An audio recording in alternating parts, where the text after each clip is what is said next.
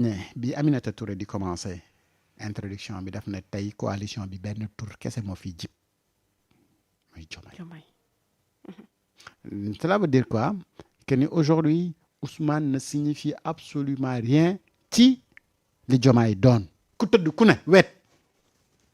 xam sa bopp tey nag du ma mën a def vaar lu bëri mais yéen ñi muy seetaan xam ngeen bu baax li ñu war a mën a vaar président de la république. ci ndaje ak presse bi dañu ko laaj. non astafurlah bi ñu koy remettre assise de la justice. des assises de la justice. mu ne deful ay pexe pour yegg si fi mu nekk du jéem ay pexe pour toog fi et pourtant tey. dégg nañ ko ci ndaje mi. ci ndaje mi. mais nee nañ ko yaay candidat bi 2029 ak lu jéggi loolu. mooy donc 2029 Diomaye président tabbu na candidat am muy Bassirou Diomaye Diakhar Faye. donc fi mu toll nii carte gi leer na. carte gi leer léegi na nag il reste aux gens de Pastef de travailler si ñoom li ñu bëgg a def waaye yeneen galgal yi nga xamante ni moom moo war a topp ci ginnaaw ma dégg ku mel ni docteur Abdourahmane Diouf mu ne cette majorité à l'Assemblée nationale Diomaye moo ko moom parce que ñoom ñoo battre campagne ba gagner Assemblée nationale boobu ana député yi du ngeen génn wax waa ji tamit dëgg. est-ce que du koor gee ko jàpp tamit. est-ce que du koor gee ko jàpp. ñoom nag bu leen neexee mën nañoo naan ndox tey.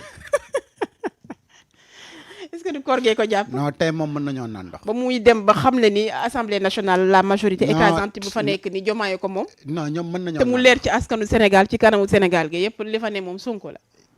li leer mooy liste bi ñu demee élection législative. mooy Pastef les patriotes. les patriotes.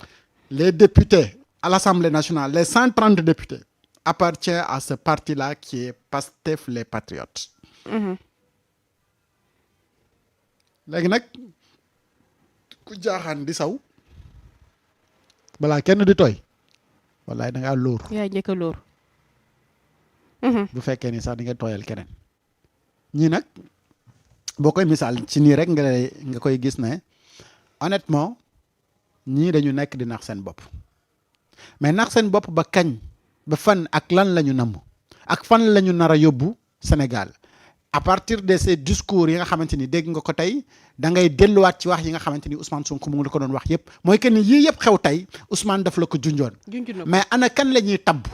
ginnaaw bu ñu jógee fii seeni manœuvre mooy naka la ñuy fexe ba nga xamante ni gouvernement bi ñuy am mu saf sàpp ak Diomaye président parce que objectif bi ñu am benn la mooy 2029 ñu tabbu Bassirou Diomaye Diakhar Faye mu nekk seen candidat ñu dem battre campagne et pour ça dañuy wax en politique il te faut des moyens pour nga mën a def la politique et loolu mënuñu ko xaar lu dul ci décret yi nga xamante ni moom président de la république mën na ko signer mais décret yooyu pour président de la république mën ko signer faaw mu dàq ñenn ñi pour tabbu ñenn ñi léegi soo bëggee mu tabbal la ñenn ñi mooy yaa ngi koy laaj pour mu dàqal la ñenn ñi nga xamante ni aujourd'hui ñoo occupé poste yi mooy ñenn waa Pastef donc cela voudrait dire que ni il faudra nga dindi waa Pastef ci gouvernement bi pour teg waa Diomaye président ci nguur gi et loolu fan la ñuy yóbbu combat inévitable alors que am na sax léegi c'est officiel déclaré mooy que ni dualité bi moom entre Diomaye président ak Pastef à la kulli xal mu am te commencé na ba noppi. te tey officiellement gars yi annoncé nañ ko parce que waa Pastef ñoo ngi naan Sonko 2029 waa Diomaye président ne nañ Diomaye 2029 donc li nekkoon tandem nekk na fi mu toll nii dualité te loolu nag moo mat a taxaw seetlu de tandem à dualité waxoon naa fi benn bés nag gars yi jëloon loolu tandem bi xam nga tandem moom mooy ñaari vélo pédale xam nga ñaari pneu yi xam nga leen saa yi nga gis ku cabré pneu ginnaaw bi di ko yóbbu muy dem loolu moom mën naa ne waaye ku juutal nii pneu kanam bi di dawal ah non du gaaw a yegg déedéet moom ñaari seconde ngay def daanu du gaaw a yegg de ñaari seconde ngay def daanu dawalkatu vélo yi aaye wuñ noonu léegi nag tandem bi nii rek la mooy pneu ginnaaw kanam bi rocceeku na waa ji cabré na mu ngi dem kenn mënu ko tere yegg it fa mu jëm waaye pneu kanam boobu takkali ko pneu ginnaaw bi ci vélo bi moom fan la jëm kan moo ko yóbbu bu ko yóbboo lan la ciy def voilà la grande question wallahi ñi ma gis ci salle bi tey Diomaye président cabine téléphonique mënuñu koo gagné ñoom ñëpp bu ñu leen boolee ñoo ngi naan nag dañuy monter ay cabine téléphonique ci dëkk bu ne cabine téléphonique ba boo fa demee di nga ko fa fekk ñu ensemble gagné Sénégal yéen a ngi nax seen bopp dans vos beaux rêves li ma gis ci salle bi laa wax de mën na am nag leneen am waaye bu fekkee ni li ma gis ci salle bi ñooñu rek la mënuñu gagné benn village waxuma village de benn village mënuñu koo gagné ci salle bi nga xamante ne sax ci nga wax ni léegi Seydina Alioune Top gannaaw jàngat bi nga xamante ne aussi def nañ ko ci salle bi le parti Pastef ñu ci bari ci Sénégal yi dañuy xam ni dañoo gis ni c'est un parti jeune un parti bi nga xamante ne y a que des jeunes mais ci ndaje mi sax ci salle bi sax tey jii ay mag kese lañu gis ci assemblée générale bi. mais évidemment jeunesse bi nga xamante ne moom lañ doon woote sax ci boobu les partis sax gisuñu ko ci ça veut dire que Sénégalais yi ci boppam xam nañu yëf yi fu mu jëm. évidemment parce que soo remarqué ci salle bi da ngay gis que ni y a que des vieux. Aminata Touré mu wax la ne la y a 278 maires yu rejoindre la coalition. Il y a 200 qui étaient présents et ñeneen ñi sont absents. Pourquoi ils sont pas venus? Là c'est une question. Mais ces vieux yi nga xamante ni ñoom ñoo nekk les maires et d'ailleurs mënoon lañ leen wax gis nga xam nga lii ngay gis ni ay carton rouge yu bëri la de ci live Diomaye moo nekk di wax ni xam nga ni lii nag lii rek doyoon na pour nga xam ne neexul ba neexul mais j'ai déçu alors léegi ñu nekkoon ci salle bi noonu nga xamante ni ñoom ne nañu ay maire lañu et des maires yu nga xamante ni si seeni localité tey jii seen kër sax suñu ko bëggoon def élection xam nañ ne wér nañ leen ne ñoom mënuñu ko gagner mais lan mooy problème bi pour ñu bëgg a rejoindre Diomaye président parce que dafa am benn mot bu nga xamante ni tey da ngay dégg ne dafa génnaat mooy on n'acceptera pas la justice des vainqueurs c'est-à-dire que aujourd'hui boo nekkee ci suñu coalition on fera le tout pour que yow justice dal di lay protéger et tey bu ñu demee nag ba nga xamante ni soxna Fatima justice dafay am ñu nga xamante ni daf leen di jéem a projet au détriment de l'intérêt général c'est-à-dire yow dañu la faloon ci sa gox sa gestion demeewul noonu mais xam nga ne fi mu toll nii askan wi li ñuy réclamer mooy justice sociale et reddition des comptes te bu ñu demee ci reddition des comptes yow faaw nga rendre compte parce que une mauvaise gestion boo xamante ni def nga ko ci sa localité et pour éviter loolu li nga war a def mooy naa daw wuti fu ma laqatu et fan ngay daw laqatu mooy ci ñi nga xamante ni tey ñooy les tenants du pouvoir nga daw dem laqatu ci Diomaye président te mu wér la ne mënoo ko apporter absolument rien mais sur des arguments fallacieux di ngeen jéem a fexe ba nga xamante ni di ngeen naan yuuru waa ji nga xamante ne amoon na commencé na am ay ambition politique xam nga nag ambition politique daf lay dofloo teg ñëpp ñi gën a ñàkk xel ci àdduna ay politiciens lañu politicien moo gën a neex a nax et je posais très souvent la question aujourd'hui xoolal Diomaye nga dugal ko foofu mu nekk nga xool ñi ko wër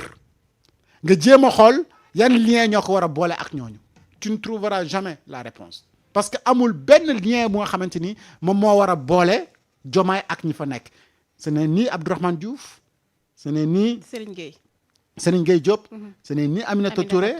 moins ki doon lire seen kii boobu xaw ma ko sax faf ak bon Tokola après dinañ ci ñëw parce que il faisait partie quand même de ceux qui se réclamaient être Pastef mooy seen MC bi et aujourd'hui je le vois prendre la parole docteur moo tax ma ne politique daal politique chaque jour mu surprendre la soxna Fatima alors maintenant def ngeen seen assemblée générale présenté ngeen seen charte def ngeen seen i discours mais seen discours yëpp jëmul ci coalition bi yaa ngi remarqué affaire bi de mooy même les discours waxuñu ci coalition bi mais dañu wax ci Ousmane Sonko mi nga xamante ni bokkul ci coalition bi lancer ay pic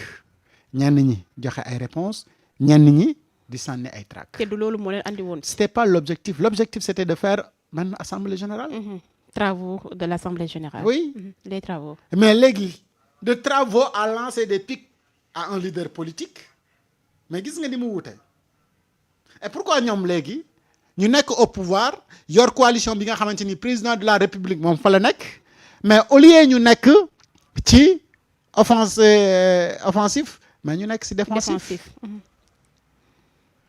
loolu également signe la buy wane que ni da ngeen nekk ci fi gën a faible signe de faiblesse la te signe de faiblesse yooyu noonu ak li ma la décrypté tout à l'heure loolu yëpp soo ko boolee mooy yéen a ngi jël di sacrifier une nation si benn durée c'est-à-dire à partir d'aujourd'hui le mandat de Diomaye est hypothéqué et le Sénégal malheureusement va subir les conséquences. Au moment où tey ñu toll fii on ne devait pas parler de coalition ou de politique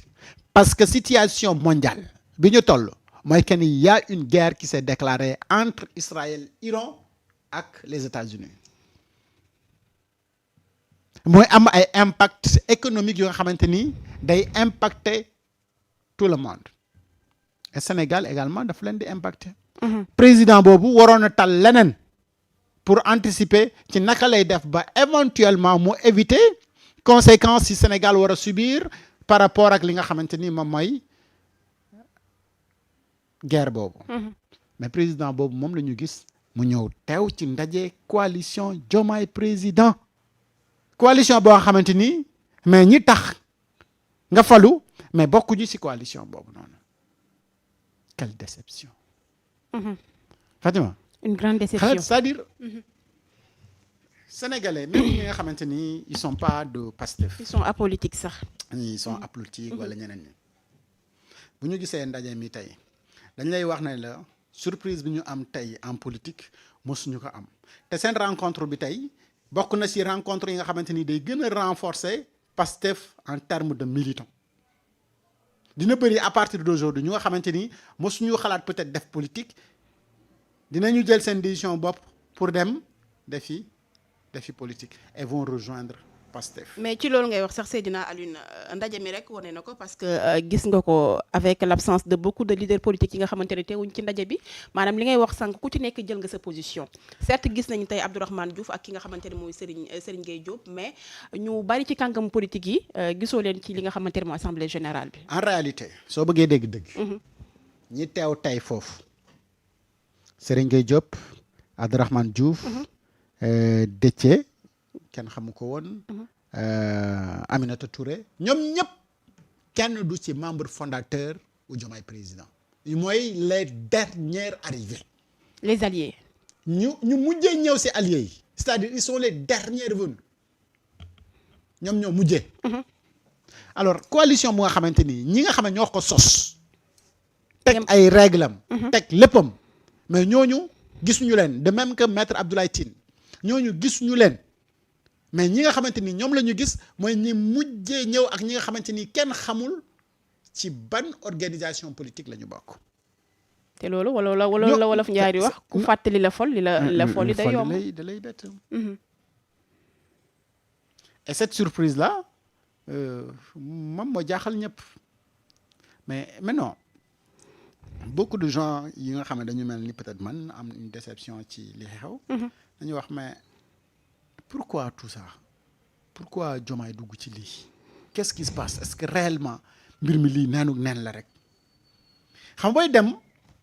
ba di ko wutal lay foofu ngay jéem a dugg. mais boo xoolee ba ci biir da nga naan non mbir mi. du neen la rek dara dugg ci parce que nag. magum jëm lu muy def lu ne xam na ko en tant que président de la République. yow yaa waxoon ne damay démissionner sama responsabilité ci parti Pastef parce que je veux me mettre au-dessus de la mêlée. ay waay mêlée tey pourquoi tu te mêles. mêlée dama démissionner ci samay responsabilité parti parce que je veux me mettre au-dessus de la mêlée mais mêlée moom moo mêlée tey ci ay coalition bu nga xamante ni dañ ko def président d'honneur c'est-à-dire am na ay responsabilités ci coalition boobu te lépp lu ñu def tant que moom teewul waruñu ko def bu ñu koy def c'est à son absence le superviseur bi di door a am liggéey. lii ñoom ñoo ko wax ci seeni règle de du man lu ma wax au-dessus de la mêlée ba tu te mêles des affaires politiques. Et tu diriges une coalition. ci règle yi nag Pastef def na woon kenn mënu la bokk ci parti bi am mouvement politique maa ngi leen di xaar waa Pastef ba xam nan ngeen di def ak borom coalition.